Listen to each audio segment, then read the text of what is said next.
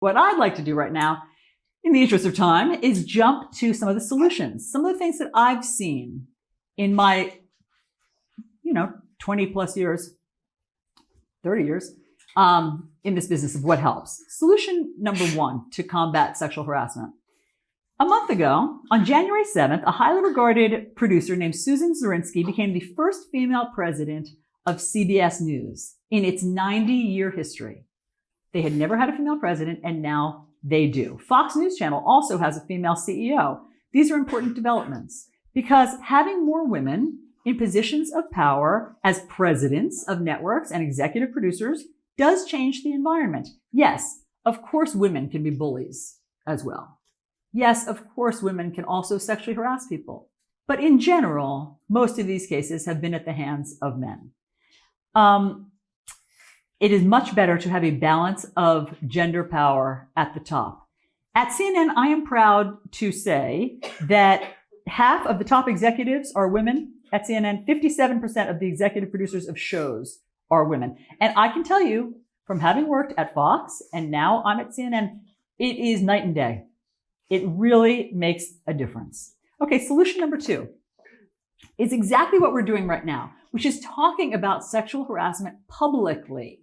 There's something about shining a spotlight on a problem that helps break the taboo. It helps lift the stigma. Talking about it publicly is really important because sexual harassers rely on the silence and shame that comes along with sexual harassment. And they swear you to secrecy. I mean, this is one of the things that Roger Ailes did. No one can ever know about these talks that we're having, these conversations that we're having. So every time we do talk about it publicly, it really, really helps.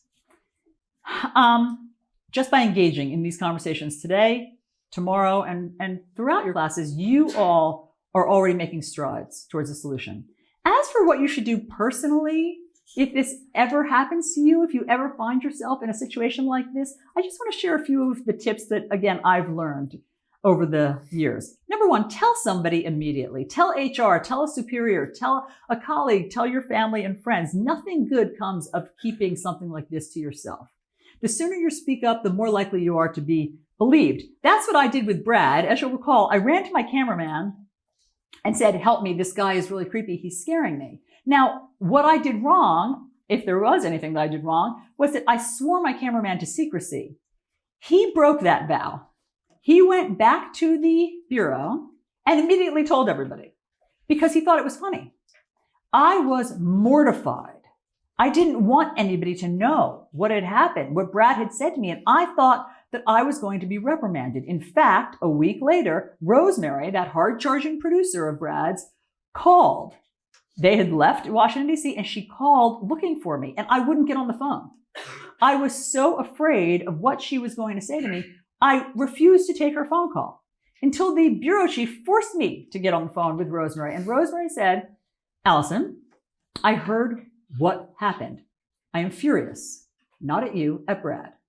And she went on to say that she had spoken to Brad and that she was appalled by Brad's behavior.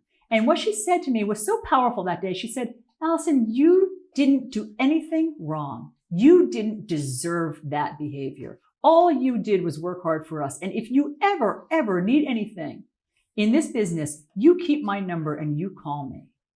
And that was so liberating to have a woman step up for me over her correspondent the way that she did. And so it turns out I did make an important contact that day. It didn't work out the way I had expected, but 30 years later, I am still in touch with Rosemary, and we still talk about that day and about that story.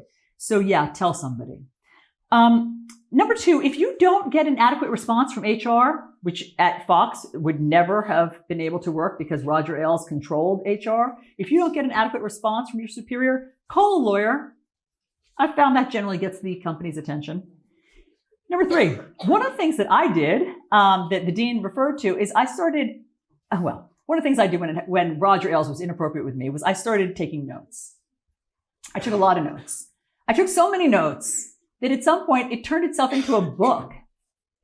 Amanda Wakes Up, which recently came out in paperback, if anybody's interested, was based on most of those notes that I had taken.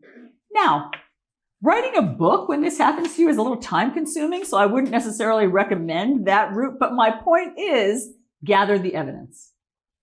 Number 4, tape the person. I mean, that's what Gretchen Carlson did. That's much easier than writing a book. So it helps to have some sort of evidence. Number 5, know your rights. When I was your age, I knew sexual harassment was wrong. I didn't know it was illegal. Go to Press Forward's website, thepressforward.com, educate yourself. Know your legal rights. Number 5, hopefully this will never happen to you. And in that case, be an ally for someone else. Be a person who has an open door. Be a person who's willing to challenge authority when you witness some abuse of power. That is what journalism is all about.